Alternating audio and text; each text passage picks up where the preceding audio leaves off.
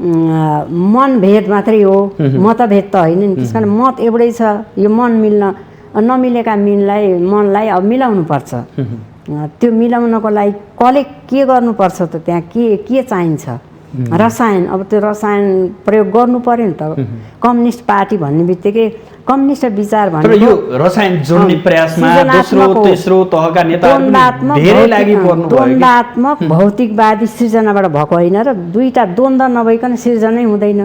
यो द्वन्द्व हुनु भनेकै सृजनाको लागि हो, भोलि मिल्नको लागि नै यो भएको हो। तपाईँले यसो बताइरहँदा दोस्रो तहका तेस्रो तहका नेताहरू त निकै सक्रिय हुनुहुन्छ, तर सफलता चाहिँ प्राप्त गर्न सक्नु भएन क्या? होइन, तपाईँले सक्रियता भन्दा पनि देखिहाल्नु भने संसदमा त्यहाँ भोट हाल्ने बेलामा कतै माथिल्लो लेभलको धेरै उच्च स्तरकोले त कमैले हाल्नु भएको छ नि भोट। उहाँकै छ अथवा यो पक्षकै छ भन्ने म दुईटैलाई म उहाँहरूको गल्ती देख्छु। बराबर संस्थापन होइन, संस्थापनले जुन संयमता लिने कुरामा अलिकति कमी भएकै हो। अब अर्को पक्षले जस्तो विमति राख्ने पक्षमा अब नामै लिँदा माधव कुमार जलनाथ खनाल भन्नु पर्दाखेरि अथवा लगायत अब मेरा लागि त सबै एउटै हुनुहुन्छ। थोरै उहाँहरूले अलिकति त्यसलाई संयमतापूर्वक त अर्कै ढङ्गले एउटा मातहत एउटा कमिटी बनाएर जानुपर्ने थियो र खुला रूपमा जुन आयो खुला रूपमा आउनु नहुने थियो। खुला रूपमा भन्दाखेरि मैले जुन एउटा प्रधानमन्त्रीज्यू जब पदबाट हट्नुभयो र बालकोट पुग्दाखेरिको स्थिति अलिकति र खुला नारा जुलुसहरू खुला जुन थिए, नारायण हिटीको प्रदर्शनदेखि लिएर माधव अर्को पक्षका विभिन्न ठाउँका भनौँ न ती चाहिँ अब उच्चमा पुगे। अब त्यो एउटा नहुने कुरा घटना परिघटना देख्यौँ। दासढुङ्गा रहस्यमय घटनालाई पनि जोड्नु पर्ने हुन्छ। त्यो दिन सम्झँदा र आजको दिनसम्म यहाँसम्म आइपुग्दा यहाँको जीवनमा उताप चढावहरू धेरै किसिमका भए। आजको दिनमा त्यो घटना सम्झँदा यहाँले कसरी सम्झिनुहुन्छ? होइन, 50 सालको त अब मैले मात्रै होइन पार्टीलाई पनि निकै एउटा दुःखद घटना थियो र एउटा पार्टीलाई ठुलो क्षति भएको थियो र भनौँ भने एउटा देशको निम्ति एउटा असल राजनेताहरूको अवसान भएको दिन थियो र पक्कै पनि म परिवारको सदस्यको हैसियतले पीडा हुनु स्वाभाविक हो। हाम्रो पीडा त जिन्दगीभर रहिरहन्छ, हामी पीडितै छौँ अझै पनि। प्रमुख हुँदा, आफै सत्तामा हुँदा, आफै पावरमा हुँदा चुकिया हो कि लुकाइया हो? होइन, आफू आएको बेलामा पक्कै गर्नु पर्थ्यो। यो चाहिँ कस्तो कार्यकर्ताबाट पनि दबाब जानु पर्थ्यो, यो गएन, पक्कै त्यो भएकै हो। त्यसले गर्दा कमी त भएको छ, हामीलाई पनि महसुस छ। त्यो सत्य तथ्य के हो भनेर अलिकति प्रचार आउनु पर्थ्यो कि अलिकति खोजी हुनु पर्थ्यो। अझै पनि जुन बिस्तराउने काम भएको छ, जुन त्यसलाई अल्झाउने अथवा त्यसलाई अलिकति ओझेल पार्ने गरिएको छ। कारण के देख्नुहुन्छ यहाँले? कारण त त्यस्तो रहस्य त केही पनि होइन मेरो विचारमा है। तर पनि अरू समय नभएर हो कि अथवा त्यता ध्यान नपुर्याउन के कारण हो, त एउटा छुट्टै टिम बनाउनु पर्थ्यो। बोल्ने ठाउँमा पनि हुनुहुन्छ, कहिलेकाहीँ प्रतिनिधि सभामा यहाँका आवाजहरू पनि सुनिन्छन्। अब देश यसरी अगाडि बढ्दै हुन्थ्यो, यस्तो भइदिए हुन्थ्यो भन्ने एउटा सपना के देख्नु भएको छ? होइन, मुलुक त पक्कै पनि हामीले सबै निशासक अब राजतन्त्र भत्कायौँ, गणतन्त्र ल्यायौँ। त्योभन्दा अगाडि धेरै धेरै सङ्घर्ष गर्नुभयो। धेरै हाम्रा अग्रजहरूले योगदान गरेर हामी यहाँसम्म आयौँ। अब देशले काँचुली फेर्नुपर्छ। अब त्यो अन्धकारको सुरुङमा जाने होइन, अब तिक्तता होइन, अब सौहार्दतामा जाउँ। आदरणीय दर्शकबिन नमस्कार। आजको सन्दर्भ कार्यक्रममा यहाँहरूलाई हार्दिक स्वागत छ। म सुदर्शन आचार्य। दर्शकबिन, आजको सन्दर्भमा आज हामी नेकपा एमालेकी नेत्री तथा प्रतिनिधि सभा सदस्य माया गेवाली न्यौपानेलाई स्टुडियोमा निम्त्याएका छौँ। उहाँ दासढुङ्गा रहस्यमय घटनाक्रममा दिवंगत हुनुभएका तत्कालीन एमालेका सङ्गठन विभाग प्रमुख जीवराम आश्रितकी धर्मपत्नी समेत हुनुहुन्छ। आज हामी यो मानेमा विशेष उहाँसँग कुराकानी गर्नेछौँ। त्यतिखेर मदन भण्डारी, जीवराम आश्रितले त्यो सङ्गठन गरेको पार्टी आज कस्तो अवस्थामा छ, नेताहरू किन विचलित हुँदैछन्, जनताप्रति उत्तरदायी हुन किन छाडे र देशले यो दुर्दशा भोग्दैछ, के रहेछ राजनीति, के रहेछ सङ्घर्ष र नेताहरूको नितान्त स्वार्थका कारण देशलाई, जनतालाई पछि पार्दै नितान्त व्यक्तिगत स्वार्थमा अडिग रहनु कतिको सान्दर्भिक हुन्छ, यो प्रसङ्ग पनि जोड्नेछौँ। साथसाथै त्यतिखेरको दासढुङ्गा रहस्यमय काण्ड, दुर्घटना, त्यो विषय पनि जोड्ने प्रयास गर्नेछौँ। सर्वप्रथम उहाँलाई स्वागत गरौँ। स्वागत छ यहाँलाई माउन्टेन टेलिभिजनमा। सुरुमा पार्टीभित्रकै कुराकानीबाट सुरु गरौँ। पछिल्लो समय नेकपा एमाले अब कसरी अगाडि बढ्ला, फाटेका मनहरू एक होलान् नहोलान् भन्ने आम जनताको, आम एमाले कार्यकर्ताको प्रश्न छ। तपाईँ पनि त्यही भित्रको एउटा पात्र हो जसले लामो समयसम्म पार्टीलाई जीवन्तता दिन, पार्टीका कामका लागि आफ्नो जीवन सङ्घर्ष यहाँसम्म आइपुग्नु भएको छ। के देख्नुहुन्छ एमाले भित्रको विवाद के का लागि जस्तो लाग्छ? किन यसरी नेताहरू आपसमा तिक्तता साँधेर बसिरहनु भएको छ? सर्वप्रथम त यहाँलाई धन्यवाद छ। मलाई यो महत्त्वपूर्ण तपाईँको एउटा देशको मिडिया जुनमा मलाई बोलाउनु भयो आज, धन्यवाद छ यस मानेमा। र अर्को कुरा यहाँले जे जोड्नु भएको छ, पार्टी किन यस्तो भयो, नेतामा किन यस्तो वैमनस्यता आयो, किन नेकपा एमाले यस्तो हुँदैछ भन्ने सवाल जुन छ, यो खासमा भन्ने भने सिद्धान्त एउटा विचारबाट पार्टी विचलित भएको छैन। यो यहाँहरूको त्यो बुझाइ पनि होला। यहाँ सिद्धान्त बनाउने भन्दा पनि यो व्यक्तिहरूका कुण्ठाहरू, व्यक्तिका आफ्ना आकाङ्क्षाहरू र खास गरिकन एउटा संस्थापक र संस्थापन पक्ष र अर्को विमति राख्ने पक्ष बिचको एउटा व्यक्तिगत टकराव र त्यसमा केही समूहका साथीहरू विभाजित भएको देखिएको छ।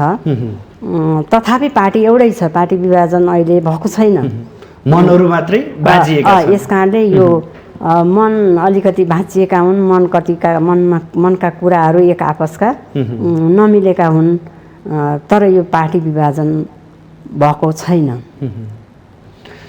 यसो भन्दै गर्दा लामो समय भयो कि यो विभाजनको उन्मुख देखिएको छ। नेताहरूले एक अर्कालाई आरोप प्रत्यारोप, जति शब्द जुन नेपाली शब्दकोशमै छैनन् त्यस्ता किसिमका शब्दहरू निकाली एकले अर्कोलाई आरोप प्रत्यारोप लगाउँदै गर्दा आम सङ्गठन नै कमजोर हुन्छ कि भन्ने मानेमा चाहिँ आम जनता, कार्यकर्ताहरू निराश भएको अवस्था छ।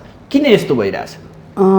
पक्कै पनि अब यो जुन कम्युनिस्ट पार्टीमा एउटा जुन अनुशासित, संयमता, धैर्यता र बोल्ने शैली पनि तौलेर एक शब्दमा हामी विचार गरेर पार्टी एउटा मिटिङमा बस्दाखेरि अति अनुशासित। यहाँलाई भन्दाखेरि पार्टी कस्तो हुन्थ्यो पहिला भने, पार्टी मिटिङ बस्नुभन्दा पहिला बसिरहेको सुरुको अवस्था आलोचनाबाट, आत्मालोचनाबाट हुन्थ्यो। अनि प्रत्येकका आलोचना सुरु गरिन्थे, अनि अन्तिममा त्यसलाई जाँदाखेरि अबका कार्य दिशा र यहाँले सम्हाल्ने कुरा के हुन् भनेर निर्देशन दिइन्थ्यो र पार्टी चुस्त दुरुस्त र अनुशासित हुन्थ्यो। तर अहिले त कस्तो भने एउटा खुला राजनीति एउटा आइसकेपछि, खुला भन्दा पनि अब अहिले त हामीले सबै राज्यका बाधा अडचनहरू, राजतन्त्र हटायौँ, गणतन्त्र ल्यायौँ, जनताले चुनेको राष्ट्रपति अहिले हुनुहुन्छ। हामी त अब धेरै हिसाबबाट शासनलाई हामीले च्युत गरिसक्यौँ, अब हामी स्वतन्त्र भयौँ। तर सबै कुरा स्वतन्त्र भयौँ भन्दैमा हाम्रा ती बोली चाली शैलीलाई पनि स्वतन्त्र ढङ्गले छोड्नु हुँदैन, उहाँहरू संयमित हुनुपर्छ। यो सतै रूपमा आएको छ, यो अति नै हामीलाई पनि अलि अपाच्य भएको छ, पक्कै पनि हो। के हुन्छ एमाले अब मिल्ने छाँटकाँट कतिको देख्नु भएको छ यहाँले त शीर्ष नेताहरूसँग यसो कहिलेकाहीँ कुराकानी पनि गर्नुहुन्छ होला, बैठकमा नि सहभागी हुनुहुन्छ।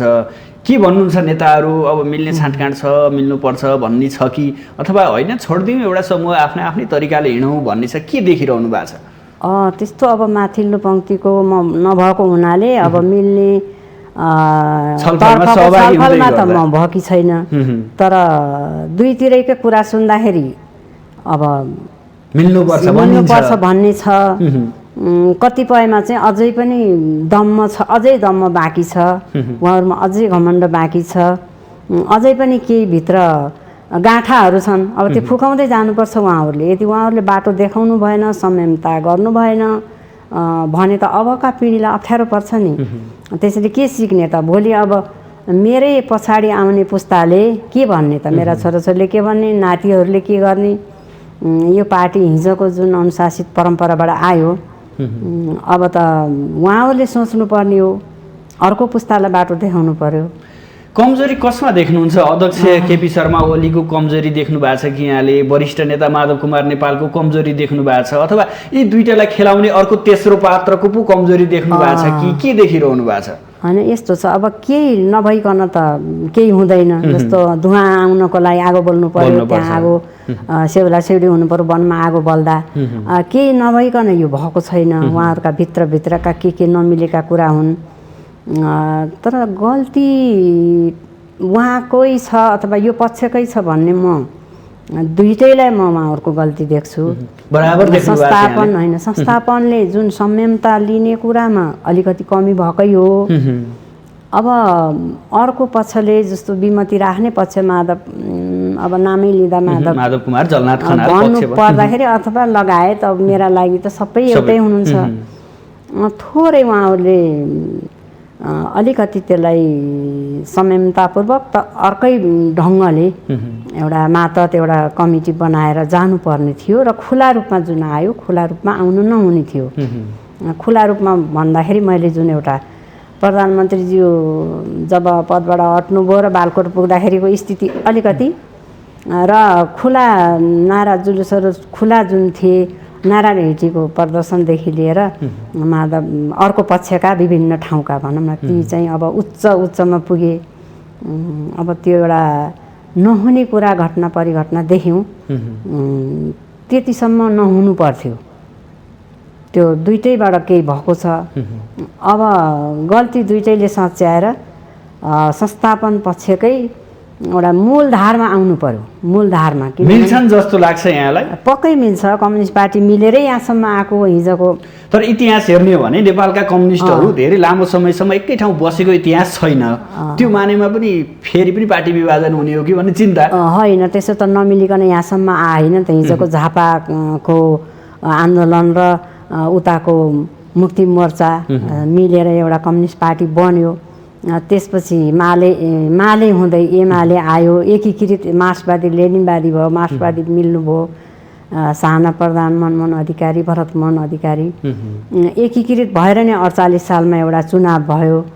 त्यतिखेर पनि प्रमुख प्रतिपक्ष अत्यन्त दरिलो थियो।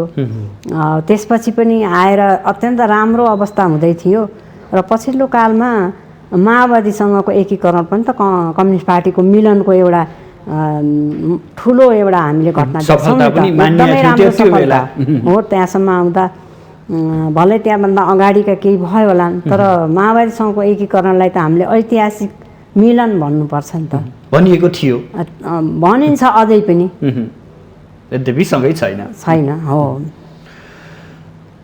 अब यसरी आफै किसिमले आफ्नै डम्फु बजाउँदै अगाडि बढ्दै गर्दा यति ठुलो जनमत पाएर सरकारको नेतृत्व गरेको एमाले आजको यो अवस्थामा आइपुग्नु कतै कतै अप्ठ्यारो लागेको छैन यहाँलाई? हामीले जनमतको कदर गर्न सकेनौँ, आज हामी आफ्नै कारणले, पार्टीभित्रकै कारणले यो अवस्थामा आयौँ। अब जनतासँग कसरी जाने होला, फेरि त्यो जनमत कसरी बटुल्ने होला भन्ने अप्ठ्यारो लागेको छैन? होइन, जनमत त हाम्रो यथावत छ। जनमत कहीँ पनि जाँदैन, किनभने हाम्रो जुन जनमत छ त्यो ब्रिटिस आउँछ नि नेतृत्व पार्टी यसरी आफ्नै किसिमले हिँड्दाखेरि जनतामा विचलन त आउँछ कतै न कतै। त्यो त आउँछ। कहिलेकाहीँ घरमा पनि त बुवा आमा झगडा गरे पनि छोराछोरी त एक हुन्छन् नि। त्यस कारणले उहाँहरू भनेका हाम्रा आधार स्तम्भ हो जनता भनेका। जस्तो हिजो हामीले भूमिगत कालमा पार्टी कसरी बचायौँ त?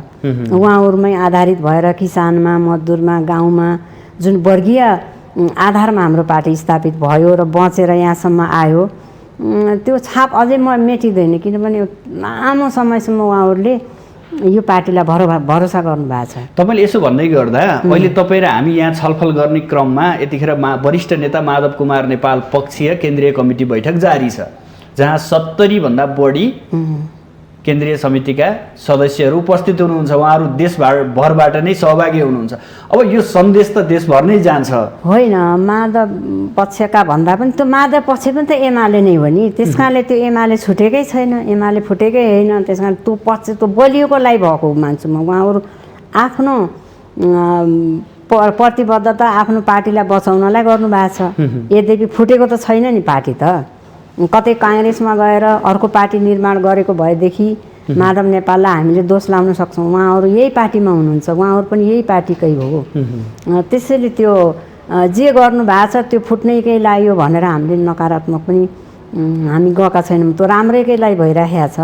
त्यो भोलि मिल्छ, पक्का मिल्छ। त्यो नमिल्नु भनेकै जोबाट सिर्जना हुन्छ त्यो। तपाईँ विश्वस्त हुनुहुन्छ पार्टी मिल्छ, फेरि सँगसँगै हिँड्न पाइन्छ साथीहरूसँग भन्नेमा यहाँ ढुक्क हुनुहुन्छ? एकदमै मिल्छौँ, हामी एउटै हुन्छौँ, त्यो फरकै पर्दैन। त्यसमा केही कस्तो मैले भन्छु भने अब यो मनभेद मात्रै हो, मतभेद त होइन नि। त्यस कारण मत एउटै छ। यो मन नमिलेका मनलाई अब मिलाउनुपर्छ। त्यो मिलाउनको लागि कसले के गर्नुपर्छ त? त्यहाँ के चाहिन्छ? रसायन। अब त्यो रसायन प्रयोग गर्नु पर्यो नि त। कम्युनिस्ट पार्टी भन्ने बित्तिकै कम्युनिस्ट विचार भनेको यो रसायन जोड्ने प्रयासमा दोस्रो तेस्रो तहका नेताहरू धेरै लागि पर्नु भयो। द्वन्द्वात्मक भौतिकवादी सृजनाबाट भएको होइन र दुईटा द्वन्द्व नभइकन सिर्जनै हुँदैन। यो द्वन्द्व हुनु भनेकै सिर्जनाको लागि हो, भोलि मिल्नको लागि नै यो भएको हो। तपाईँले यसो बताइरहँदा दोस्रो तहका तेस्रो तहका नेताहरू त निकै सक्रिय हुनुहुन्छ, तर सफलता चाहिँ प्राप्त गर्न सक्नु भएन क्या? होइन, तपाईँले सक्रियता भन्दा पनि देखिहाल्नु भने संसदमा त्यहाँ भोट हाल्ने बेलामा कतै माथिल्लो लेभलको धेरै उच्च स्तरकोले त कमैले हाल्नु भएको छ नि भोट। तर त्यहाँ राख्ने बेलामा त अन्तिममा देखियो नि शेरबहादुरलाई कसरी कसले आफू अनुपस्थित भएर के ढङ्गले गर्नुभयो। हामीले यो संस्थापनलाई गऱ्यौँ, त्यहीबाट थाहा हुन्छ नि त। हामीले जति त्यहाँ उहाँहरू आन्दोलनमा जानुभयो, जे गर्नुभयो, त्यो मात्रै राख्ने बेलामा देखियो। त्यसैले भित्रबाट मन त पटक्कै छैन कि यो पार्टी फुटाउँ अथवा दुईटा पार्टी बनाउँ भन्ने त छँदै छैन नि।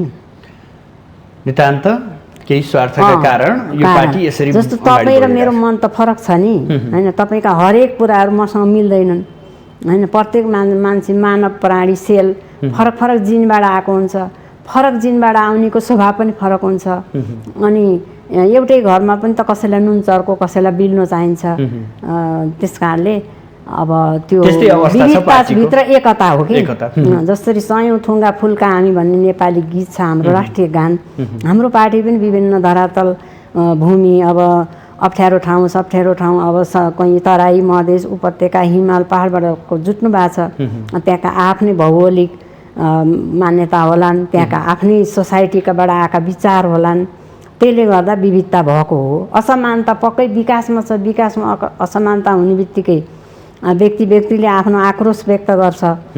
पार्टीमा पनि त्यस्तै हो। विकट क्षेत्रमा त्यही खालको मूल्याङ्कनको कमी भएको होला। यी सबै कुराहरू अब यो हुनु भनेको रापसाप हो के। कुनै बागमतीमा यदि बाढी आउँदैन भने बागमती सफै हुँदैन के। यो बाढी आएको हो, त्यस कारण यो बाढीले पक्कै सफा गर्छ। हेर्नु होला आउने दसैँमा यो धेरै कञ्चन भएर बग्ने छ, बागमती बगिरहेको छ।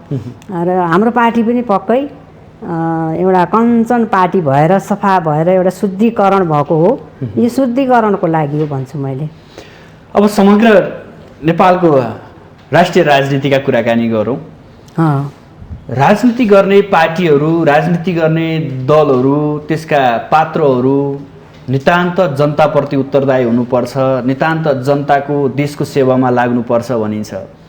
तर आजभोलिका राजनीतिक पार्टीहरू, त्यसका दलहरू नितान्त स्वार्थ र व्यक्तिवादतर्फ उन्मुख भइरहेका छन्।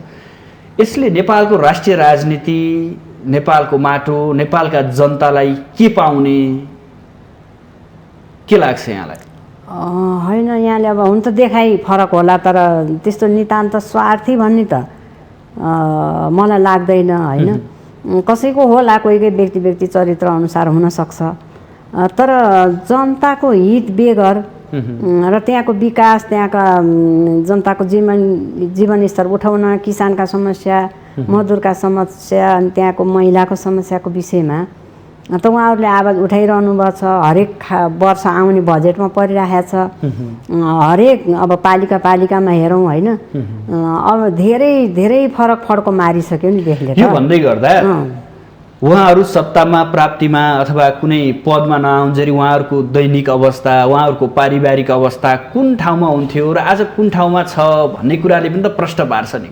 होइन, त्यस्तो अवस्था भन्न त त्यो आफ्ना कतिपयका रुचि पनि हुन सक्छन् होइन। तर हामी हिजो कम्युनिस्ट पार्टी भनेको कस्तो भने जनतामा जनआधारित पार्टी थियो। हाम्रा कुनै आफ्नो भन्ने निजी सम्पत्ति थिएन। एउटा झोला, पार्टीको किताब राख्ने झोला पनि एउटा कार्यकर्ताले अथवा जनताले उठाएको पैसाबाट लेबीबाट हुन्थ्यो। लगाउने कपडा पनि हामीले साथीहरूले जम्मा पारेका कपडाबाट लगाउँथ्यौँ। हाम्रो आय स्रोत पार्टीको केही पनि थिएन। हिजोको अवस्था त त्यही थियो पक्का पनि। अब के हो भने आत्मनिर्भर हुने, आफू पनि केही व्यवसाय गर्ने र पुँजीलाई आफ्नो पुँजी आफूलाई खर्च हुने कुरा, आफै कमाउने भन्ने कुरा जुन आयो नि, त्यसपछि अलिकति कोही उद्योगमा लाग्नुभयो, कोही केमा लाग्नुभयो। त्यसले गर्दा उहाँहरूको अलिकति जीवनस्तर उठ्यो। तर अब हिँडेर त पुगिँदैन कुनै ठाउँमा, गाडी पनि चाहियो। तर कस्तो गाडी चाहिने त? जुत्ता पनि लाउनु पर्यो। कतिसम्मको जुत्ता लाउने अथवा कस्तो म लाउने, म के गर्ने त मेरो इच्छा हो नि होइन, ममा भर पर्छ। तर स्रोत के हो भन्ने कुरा हुन्छ नि। स्रोत त अब त्यही हो। अब राजनीतिमा आइसकेपछि अब कोही अब हुन्छ नि शुभचिन्तकहरू, कोहीहरू कोही भयो होला। तर पनि उहाँहरूले करप्सन गरेर, भ्रष्टाचार गरेर, अनियमितता गरेर जनतालाई ठगेर चाहिँ पक्कै होइन। अब अलिकति फरक, उहाँ विदेशीसँग पनि भेट्नुपर्ने, बाहिर जानुपर्ने, त्यो सबै परिस्थितिले सिर्जना भएको हो। तर भ्रष्टाचारको कुरामा नेपाल अगाडि नै छ नि, यो कुराले पनि त देखाउँछ नि। त्यो त कस्तो पनि संस्कारलाई नबदली हुँदैन। किनभने हाम्रो संस्कार कस्तो भयो नि, देशले पनि हाम्रो पोलिसी छैन कि। जस्तो एउटा कर्मचारीले किन अलिकति पैसा भ्रष्टाचार गर्न खोज्छ अथवा कमाउन खोज्छ भन्दा तपाईँलाई पनि थाहा छ, तपाईँ पनि तलब थापेरै खाने मान्छे, पुग्दैन, इच्छा घरको खर्च पुग्दैन। तर पनि कतिपय कुराहरू एउटा समझदारी, मितव्ययता त्यसबाट पनि हुन्छ। त्यसैले हाम्रा मनोवृत्ति, मनोआकाङ्क्षा पनि बढ्दै गएर त्यस्तो भएको होला।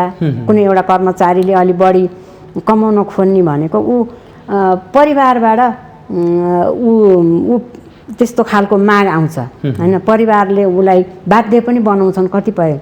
तर ऊ एउटा समझदार परिवार छ, सम्झाउन सक्छ भने ऊ त्यसो गर्दैन। त्यसले गर्दा अब थोरै वर्तमान सरकारका र 5 दलीय गठबन्धनका पनि कुराकानी गरौँ। जनमत भन्दा केही फरक वातावरण अहिले देखिएको छ, जसले जनताको सबैभन्दा बढी जनमत पाएको थियो त्यो अहिले प्रतिपक्षमा सीमित हुनु परेको बाध्यता छ। र एउटा 5 दलीय गठबन्धन छ जसमा नेकपा एमालेको केही सांसदहरू पनि सहमत हुनुहुन्छ अथवा सहभागी हुनुहुन्छ। यो गठबन्धनलाई यहाँले कसरी लिनुभएको छ र वर्तमान सरकारप्रति यहाँको दृष्टिकोण के छ? गठबन्धन त यो एउटा नहुन पर्ने गठबन्धन भएको छ।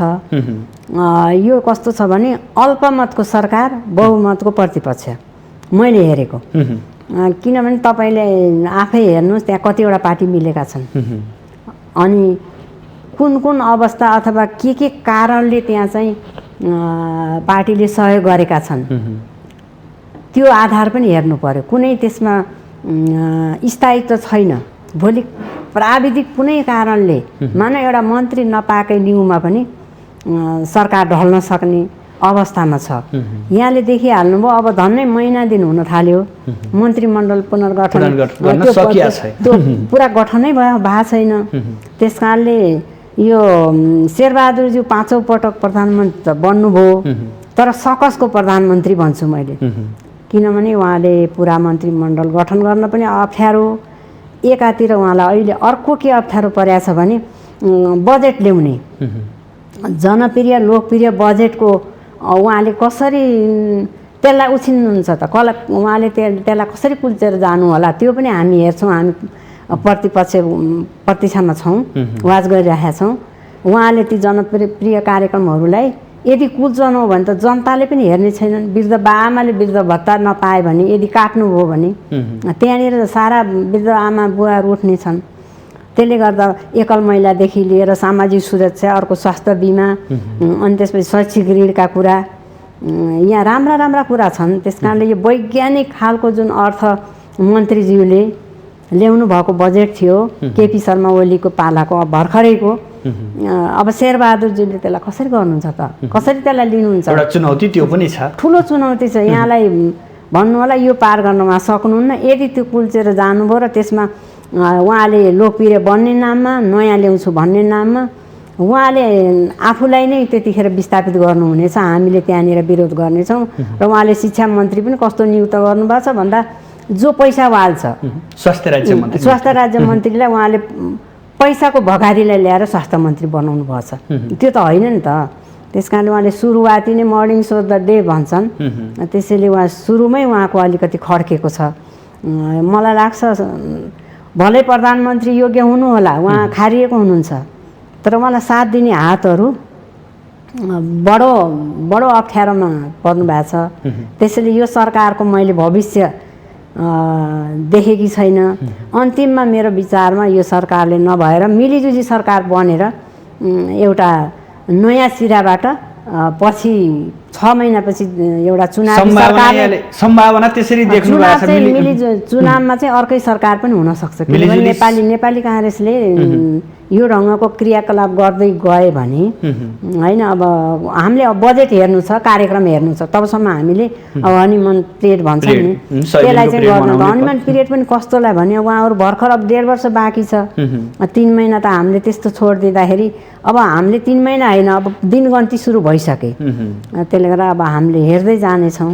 निकै जटिलताका बीच एउटा सरकार गठन भएको छ। केपी शर्मा ओलीलाई सजिलो थियो नि उहाँले, तर त्यसको कति गुना उहाँलाई अप्ठ्यारो पर्नेछ। अर्को कुरा, यही सरकारले केही दिन अघि मात्रै भूमि समस्या समाधान गर्न गठित आयोगलाई खारेज गरिदिएको छ। यसमा नेकपा एमाले आपत्ति नै जनाएको छ। घोर आपत्ति हो यो, किनभने तपाईँको व्यक्तिगत धारणा के छ? व्यक्तिगत के हो भन्दा भूमि सम्बन्धी आयोग भनेको एउटा नेपालको लागि अझै पनि सुकुम्बासी समस्या बाँकी छन्, अझै पनि भूमिका समस्या चाहे बालुवाटारकोदेखि लिएर उहाँ महाकालीसम्मको झापाको होस् न, कतिपय जमिनहरू कतिपय सरकारी हुन् कि ऐलानी हुन् कि ती गुठीका हुन् कि राजकुलका हुन् कि अझैसम्म पनि सबै क्लियर भएको छैन नि। त्यो क्लियर गर्नु थियो र जसको घरै छैन, एउटा घडेरी छैन, उसले त पाउनु पर्यो नि त। तर आरोप के छ भने नेकपा एमाले यसलाई आफ्नो कार्यकर्ता भर्ती केन्द्र मात्रै बनाएको थियो, यस्तो समस्या समाधान गर्ने होइन कि आफ्ना कार्यकर्तालाई पोषण गर्न मात्रै यो गठन गरेका थियो, यसलाई हामी समाधान गर्न कुनै एउटा वैकल्पिक उपाय अपनाउँछौँ भनेर भनिरहेछ। आफ्नो कार्यकालमा त आफ्नै कार्यकर्ता ल्याउनु पर्यो। कहाँ कुन पिण्डबाट लिएर आउने?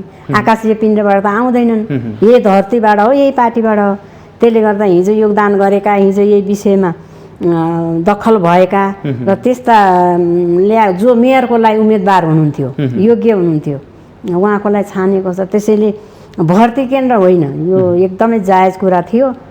वैज्ञानिक एउटा भूमि सुधारको कार्यक्रम सुरु हुँदै थियो, अब त्यो धागो पनि चुडालिदिनु भयो। त्यसैले उहाँले हरेक क्षेत्रमा, स्वास्थ्य क्षेत्रमा हेर्नुभयो, अस्ति जागेश्वरलाई हटाइदिइहाल्नुभयो, एउटा वीरस्थलको कोभिड प्रमुखलाई व्यवस्थापन पक्षकोलाई। अब त्यसरी त्यस्ता राम्रा राम्रा कुराहरूलाई उहाँहरूले नसोचिकन ब्युरोक्रेसीतिर हात हाल्दै जानुभयो भने त यसले त परिणाम राम्रो दिँदैन। त्यसैले अब सुरुवातीमै अलिकति उहाँले गल्ती गर्दै हुनुहुन्छ। सुरुवाती घाँसमै ढुङ्गा लागेको छ। अर्को कुरा, एउटा दुःखद घटना पनि हो, दार्चुलाको घटना। महाकाली तर्दै गर्दा तुइन चुडाली दिएर भारतीय पक्षले नेपाली एकजना युवा जयसिंह धामीको बेपत्ता भनौँ अथवा मृत्यु भनौँ, अहिलेसम्म बेपत्तै अवस्थामा छ। यसमा सरकार किन यति तदारुकताका साथ लाग्न सकेन? किन मौन देखिरहनु भएको छ यहाँले? सुरुमा त अब म घोर भर्सना गर्छु, किनभने अब यस्तो एउटा नेपालीले राम्रो अब खोला तर्न नपाउनु, एउटा पुल नभएर नै उहाँले तुइनबाट झर्नु पर्यो। र नियत वस्तु भारतबाट गरिएको त्यो क्रियाकलापको घोर भर्सनै गर्नुपर्छ र कडाभन्दा कडा कारबाहीको लागि एउटा आयोग द्विपक्षीय गठन हुनुपर्छ र त्यस क्षेत्रका र अरू प्रशासन गृहका गरेर एउटा आयोग बन्नै पर्छ।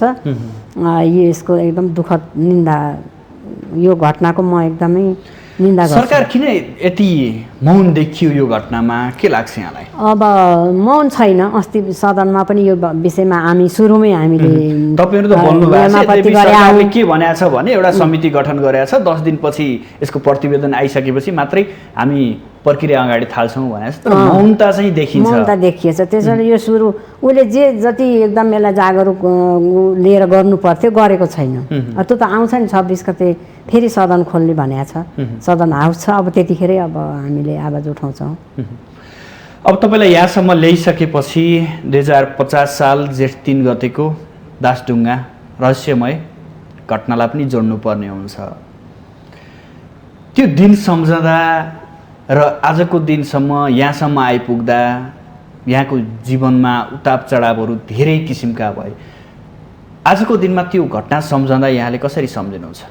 होइन, 50 सालको त अब मैले मात्रै होइन, पार्टीलाई पनि निकै एउटा दुःखद घटना थियो र एउटा पार्टीलाई ठुलो क्षति भएको थियो र भनौँ भने एउटा देशको निम्ति एउटा असल राजनेताहरूको अवसान भएको दिन थियो। र पक्कै पनि म परिवारको सदस्यको हैसियतले पीडा हुनु स्वाभाविक हो। हाम्रो पीडा त जिन्दगीभर रहिरहन्छ, हामी पीडितै छौँ अझै पनि। धेरै अब दुःखदायी घटना हो। तर यो घटनाको लागि छानबिन समितिहरू धेरै बनाइए, धेरै आश्वासन पनि बाँडिए, तर अझै पनि रहस्यमय छ। यद्यपि त्यही घटनापछि समयमा एमाले सत्ता सरकारमा पनि पुगेको अवस्था छ। यही घटनाको एउटा पात्र मदन भण्डारीकी श्रीमती अहिले देशको सर्वोच्च पदमा पनि हुनुहुन्छ। तर किन यो घटनालाई रहस्यमय नै राख्न खोजियो? किन बाहिर ल्याउन सकिँदैन, सकिएको छैन? अब यो फेरि अब अलिकति कस्तो भने राजनीतिक घटना पर्यो। अब पार्टीले चाहेको पनि हो, आन्दोलन गरे हो। त्यतिखेर कति आन्दोलन गर्दाखेरि मान्छे पाटनतिर कतिजना मर्नुभयो होइन, बित्नु, उहाँ शहीद हुनुभयो। अब यसको देशव्यापी रूपमा विरोध पनि भयो। हामी कस्तो भयो भने पार्टी घटना घट्यो, हामीलाई घाटा भयो, तर विचारको हिसाबले हामीले अहिले उहाँहरूलाई स्मरण गरिरहेका छौँ। पार्टीले सम्झिरहेको छ। मदन आश्रित स्मृति कति चौताराहरू छन्, घर भवनहरू छन्, प्रतीक्षालय छन्, पार्टी अफिस छन्। त्यो विषयमा वर्षमा कार्यक्रम हुन्छ। वर्ष दिनमा सम्झिने गरिया छ एक दिन होइन, वर्ष नि क्रियाकलाप त भइराखेको छ। जस्तो कलेजहरू हुन्छन्। अब त्यस विषयमा अब खोजी अनुसन्धान, उहाँहरूका देनहरू, उहाँहरूको जीवनको विषयमा, उहाँहरूका विचारका विषयमा ग्रन्थहरू निस्कने, स्मारिका त्यो भइराखेको छ। भर्खर पनि एउटा बुटोलमा जिउँदा जीवराज आश्रित भनेर एउटा श्रव्य दृश्य खालको एउटा त्यसको पनि उद्घाटन भयो, विमोचन भयो, भिडियो सार्वजनिक भयो। त्यसले गर्दा अब के हो भने हामीले जति पनि राष्ट्रिय राजनेता शहीदहरू हुनुहुन्छ उहाँहरूको अभिलेख राखेर डिजिटलाइज गरेर अब यो देशले काङ्ग्रेस आओस् कम्युनिस्ट आओस्, आउने त यी दुईटै प्रमुख पार्टी हुन् यो मुलुकमा, पालो जो आए पनि। एउटा अब शहीद पार्क, मार्टर्स पार्क भन्छ विदेशमा होइन, एउटा शहीद पार्क एउटा जाँदाखेरि जहाँ आनन्द लागोस्, उहाँहरूको विचार स्तम्भ, उहाँहरूका स्ट्याचुहरू राख्ने, अभिलेख राख्ने। अब त्यो विचार आधारमा चाहिँ देशमा काम हुने, उहाँहरूको विचार यस्तो थियो भनेर स्कुलको पाठ्य पुस्तकमा पनि समावेश गर्दै लानुपर्छ। ती कुराहरू त यावत प्रसङ्गहरू भए राखिएको पनि छ, देखिएको पनि छ। तर यहाँ महत्त्वपूर्ण कुरा के भने हामी नेतृत्व गरेपछि, सत्तामा गइसकेपछि, हामी पावरमा गइसकेपछि यो घटना चाहिँ छानबिन गर्छौँ भनेर नेकपा एमाले बारम्बार बोल्थ्यो क्या, तर सकिरहेको छैन। आफै प्रमुख हुँदा, आफै सत्तामा हुँदा, आफै पावरमा हुँदा चुकिया हो कि लुकाइया हो होइन, आफू आएको बेलामा पक्कै गर्नु पर्थ्यो। यो चाहिँ कस्तो कार्यकर्ताबाट पनि दबाब जानु पर्थ्यो, यो गएन, पक्कै त्यो भएकै हो। त्यसले गर्दा कमी त भएको छ, हामीलाई पनि महसुस छ। त्यो सत्य तथ्य के हो भनेर अलिकति प्रचार आउनु पर्थ्यो कि, अलिकति खोजी हुनु पर्थ्यो। अझै पनि जुन बिस्तराउने काम भएको छ, जुन त्यसलाई अल्झाउने अथवा त्यसलाई अलिकति ओझेल पार्ने गरिएको छ। कारण के देख्नुहुन्छ यहाँले? कारण त त्यस्तो रहस्य त केही पनि होइन मेरो विचारमा है। तर पनि अरू समय नभएर हो कि अथवा त्यता ध्यान नपुर्याउन के कारण हो त एउटा छुट्टै टिम बनाउनु पर्थ्यो, त्यो एउटा खोजीको लागि गरिरहनु पर्थ्यो। तर घचघच्याउन छोड्न हुन्न थियो, घचघच्याउन छोड्न हुन्न थियो। त्यो फेरि पनि हामीलाई अहिलेको घटनाले फेरि पनि पाठ सिकाएको छ पार्टीमा। यो हरेक कुरा बिस्तरिँदै जाँदाखेरि अथवा त्यसलाई अलिकति छायामा पार्दाखेरि उजागर हुँदो रहेछ भन्ने कुरा त अब अहिले हाम्रो पार्टीमा किन अलिकति आए त मनमटाव भन्दाखेरि केही कुराहरू चाहिँ पछि परे, केही कुराहरू आएनन्, केही कुराहरू छुटे भन्ने आधारमा त हो। त्यसैले कतिपय हाम्रो पार्टीले गल्ती नै गरेका छैन, होइन गल्ती भएर नै यहाँसम्म आयो, केही गल्ती छन्, त्रुटि छन्। अब त्यो सच्याउँदै जानुपर्छ आगामी दिनमा। यो चाहिँ नेतृत्वले जो आओस्, तर अब सचिनुपर्छ। अब गल्ती हिजोकाज एक पाइला अगाडि हिँड्यो भने, दुई पाइला हिँड्यो भने पछाडि एक पाइला फर्कनु पर्छ भन्ने सिद्धान्त छ कम्युनिस्टमा। त्यसले हामीले पछाडिको पनि हेर्नुपर्छ। तपाईँ अलि लामो समयसम्म एउटा शिक्षण पेसामा आबद्ध पनि हुनुभयो, त्यसपछि आएर संसद भवनभित्र पनि एउटा कर्मचारीको रूपमा काम पनि गर्नुभयो र अहिले राजनीतिमा पनि सक्रिय हुनुहुन्छ। त्यो बेला पनि हुनुहुन्थ्यो, यद्यपि अलिक फरक ढङ्गले हुनुहुन्थ्यो भने आज खुल्ला रूपमा हुनुहुन्छ र सांसदसम्म हुनुहुन्छ। के रहेछ जीवन, सङ्घर्ष के रहेछ यो समयसम्म आइपुग्दा के पाउनुभयो? जीवन अनुभूति कस्तो रहेछ? होइन, जीवन त सङ्घर्षमा बाँचेको जीवन नै मिठो हुँदो रहेछ मेरो विचारमा। किनभने एउटा गोलो ढुङ्गा तयार हुन पनि त्यो खोलाले बगाउँदै उल्टाउँदै यता वल्लो पल्लो कोना लाँदाखेरि नै त्यो एउटा ढुङ्गा पछि गोलो भएर हामीले देख्छौँ। त्यसले गर्दा सजिलो जिन्दगीमा चाहिँ त्यसले केही पनि उपलब्धि गर्न सक्दैन मेरो विचारमा। तर जीवनमा अप्ठ्यारो हुनैपर्छ, हरेकको जीवनमा हुन्छ। मेरो जीवन पनि अब अप्ठ्यारैमा हुर्कियो। खास गरी म 14-15 वर्षदेखि नै म एउटा घरबाट बाहिरै आएँ। अब आफै सङ्घर्ष गरेँ, आफ्नो जीविका आफै गरेँ र विभिन्न चरणमा नेपालका विभिन्न ठाउँमा बस्दै आएँ।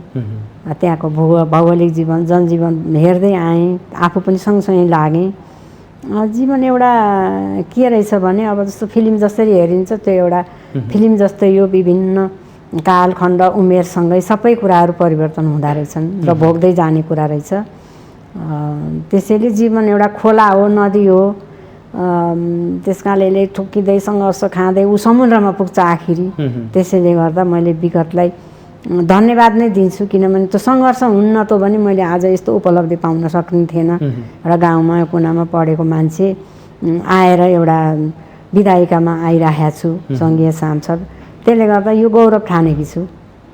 त्यो सङ्घर्षले मलाई एउटा जीवनप्रति यहाँ समग्रमा भन्नुपर्दा सन्तुष्टि नै हुनुहुन्छ? अत्यन्त म आभारी छु, यो जिन्दगीलाई नै आभारी छु। मलाई जन्म दिने बाबुआमाप्रति म जोसँग जसले मलाई सहयोग गर्नुभयो सबै धन्यवादका पात्र हुनुहुन्छ। जसले मलाई जागिरमा खाँदै छुटाइदिनु भयो उहाँहरू पनि धन्यवादका पात्र हुनुहुन्छ। जहाँ जहाँ मलाई अस्थायी रूपमा बसेँ फेरि त्यहाँबाट हट्नु पर्यो उहाँहरूलाई पनि धन्यवाद दिन्छु। हटाउनेहरूलाई पनि धन्यवाद छ, किनभने मैले त्यो जागिर दिएको भए त म त्यहीँ बसिरहेको थिएँ होला। हटाउनु भयो, म अर्को ठाउँ खोजेँ, त्यसले गर्दा ठक्कर खानै पर्छ, हिम्मत आउँछ तब। किनभने ठक्कर खाएन भने हिम्मत हारिन्छ।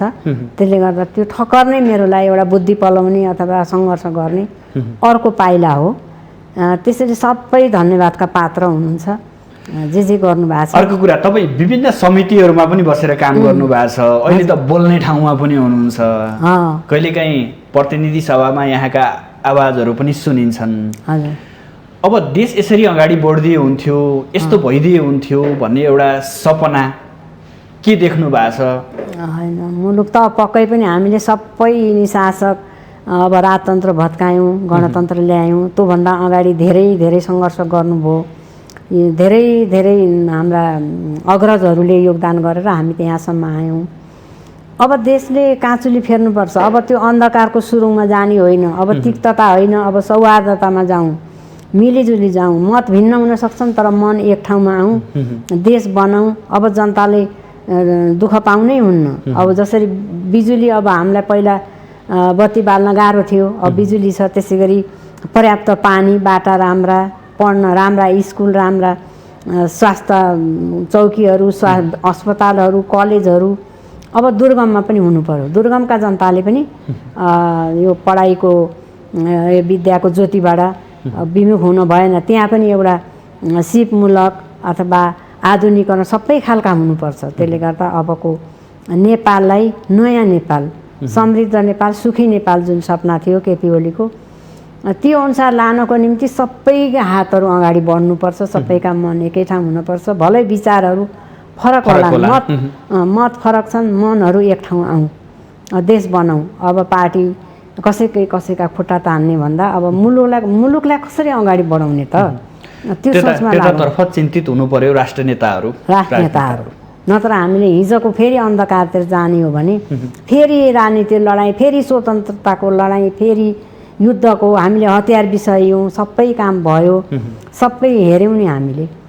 अब देश एउटा लयमा हिँड्नुपर्छ भन्ने यहाँको शान्तिको देश बनोस्, सगरमाथाको देश, सगरमाथा जस्तै अग्लो एउटा शिरको त्यो टोपी बन्न सकोस्, शान्ति सुखी समृद्ध नेपाल भएको देख्न चाहन्छु। त्यही शुभकामना छ मेरो। हस्, यहाँसम्म आइदिनु भयो, आफ्नो महत्त्वपूर्ण समय र महत्त्वपूर्ण विचार अभिव्यक्त गरिदिनु भयो, यसका लागि यहाँलाई विशेष आभार। यहाँलाई पनि धन्यवाद, माउन्टेन टेलिभिजनको सम्पूर्ण परिवारमा मेरो तर्फबाट। हस्। आदरणीय दर्शकवृन्द, आज हामी खास गरेर नेकपा एमाले भित्र देखिएको तिक्तता कहिले साम्य हुन्छ आम कार्यकर्ताको प्रश्नमा माया गेवालीसँग प्रत्युत्तर लिने प्रयास गऱ्यौँ। साथसाथै नेपालका समग्र राजनीतिक दलभित्रका विभिन्न पात्रहरू र उनीहरूको भूमिकाका विषयमा पनि चर्चा गर्ने प्रयास गऱ्यौँ। भोलि नयाँ विषयवस्तु र नयाँ अतिथिका साथ उपस्थित हुनेछौँ। आजलाई भने बिदा दिनुहोस्। नमस्कार।